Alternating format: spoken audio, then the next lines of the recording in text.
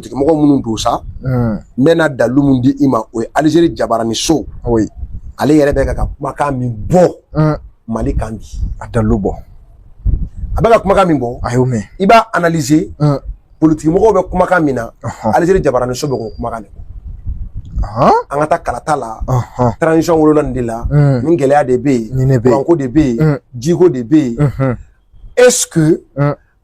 malidenw da bɛ o la mais est-ce que Algérie ka o kɛ o tɛ wele ko ingérence wa o ka jugu n'o ye Algérie m'a fɔ k'ale tɛ ingérence la yan wa u y'o fɔ Algérie m'a fɔ ko Mali bɛn de ka di ale ye wa u y'a fɔ ten est-ce que nin ye bɛnko kuma de ye Algérie kɔnɔ wa fiyewu kun jɔnna Algérie b'o dynamique fana kɔnɔ n bɛna dalu d'i ma ka sɔrɔ ka kun mina Algérie b'o dynamique kɔnɔ ka sɔrɔ k'o dynamique de d'i ma Ala ni kira kama Algérie jabarani so la kumakan min bɔra yen Mohamed an ka lamɛn ɲɔgɔn fɛ an ka lamɛn.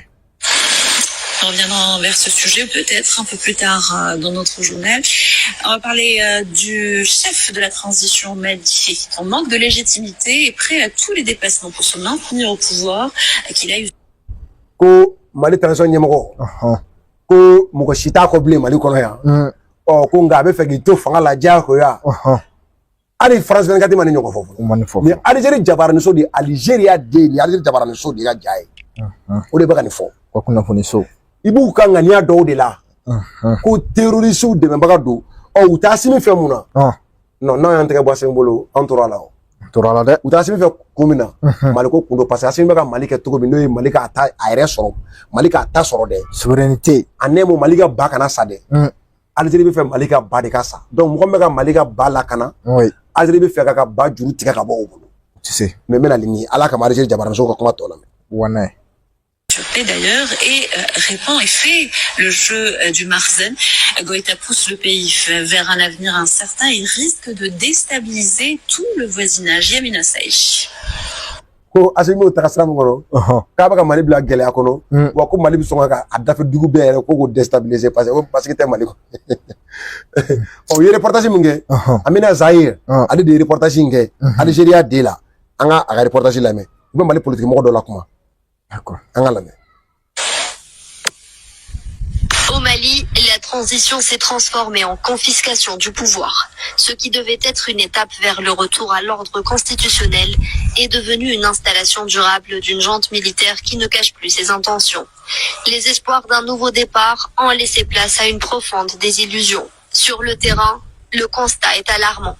L'insécurité s'aggrave, l'économie s'effondre et les libertés fondamentales sont de plus en plus restreintes. La junte se maintient en jouant sur le nationalisme, mais sans résultat concret. Pire encore, elle ferme la porte à tout dialogue, isole le pays et fait taire les voix critiques. Nous avons... ni Mali politique mɔgɔ dɔ a bɛn'o bila kuma la yanni k'o bila kuma la ko Mali transition min tun kan ka kɛ ka bɔ wagati dɔ kɔnɔ ka taa wagati dɔ kɔnɔ k'o nana ko ka to fanga la kudayi élection tɛ kɛ wa ko a bɛ ka taa sira min fɛ ko Mali économie bɛ gɛlɛya kɔnɔ courant ko ka gɛlɛn wa Mali yɛrɛ bɛ ka isoler Mali ni mɔgɔ si tɛ awɔ parce que an ye Algérie dabɔ an ka ko la i b'a faamu wa Algérie k'a fɔ u ka jabaramuso la ko Assimi ka fanga bɛ ka Mali isoler Algérie bɛ fɛ k'a fɔ de Assimi ye olu dabɔli olu dabara nɔgɔlen ta ka bɔ Mali ka ko la olu de digilen b'u la parce que n'olu dabara nɔgɔlen tuma la u b'u ka laɲini a kɔnɔ mais de fait que u dabara ta a la u bɛ fɛɛrɛ bɛɛ ɲini ka gɛlɛya lase jamana ma prétextant que u bɛ ka jamana kɔnɔdenw ka hɛrɛ de ɲini alors qu'en soit ce qui est faux archi faux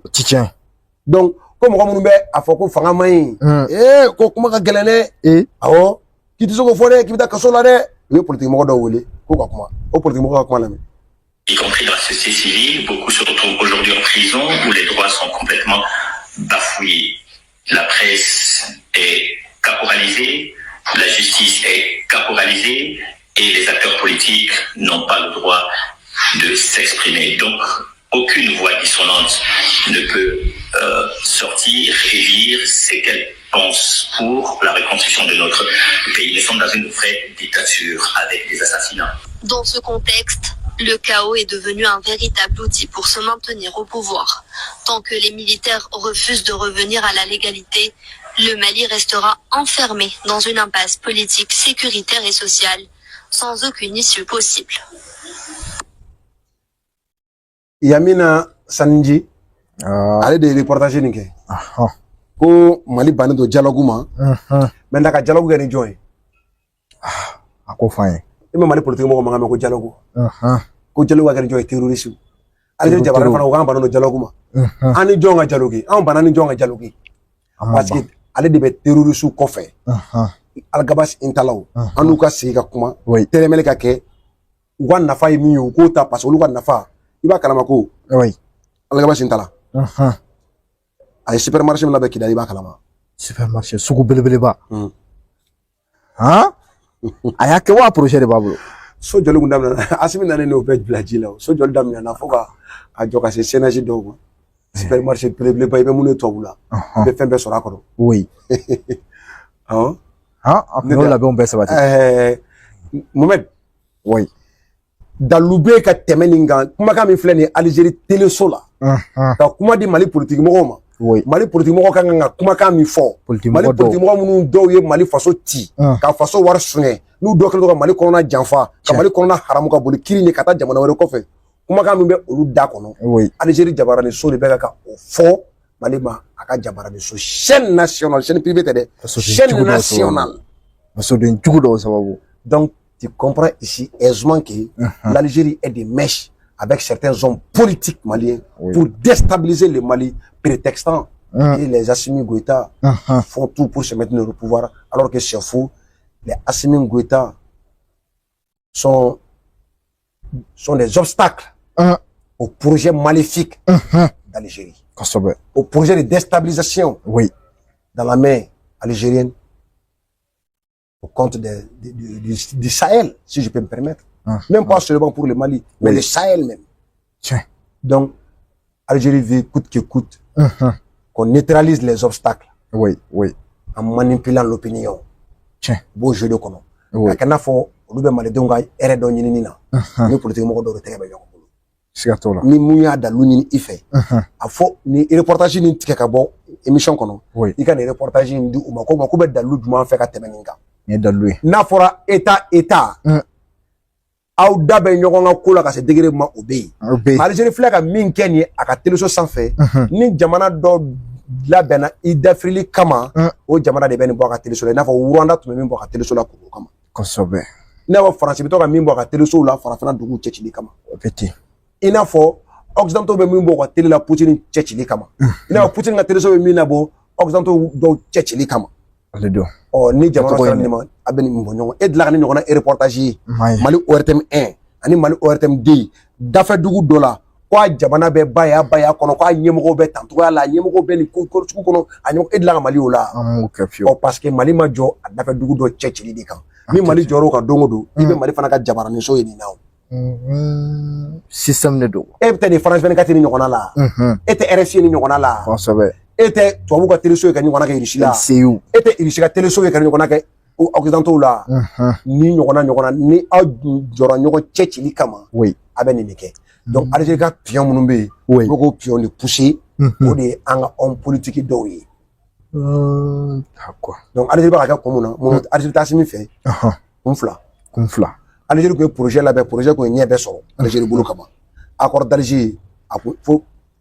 Faransi yɛrɛ ko bandaw ninnu sera ka min kɛ accord d'Alger la kalo 3 hali bi ka ma se k'o kɛ san 7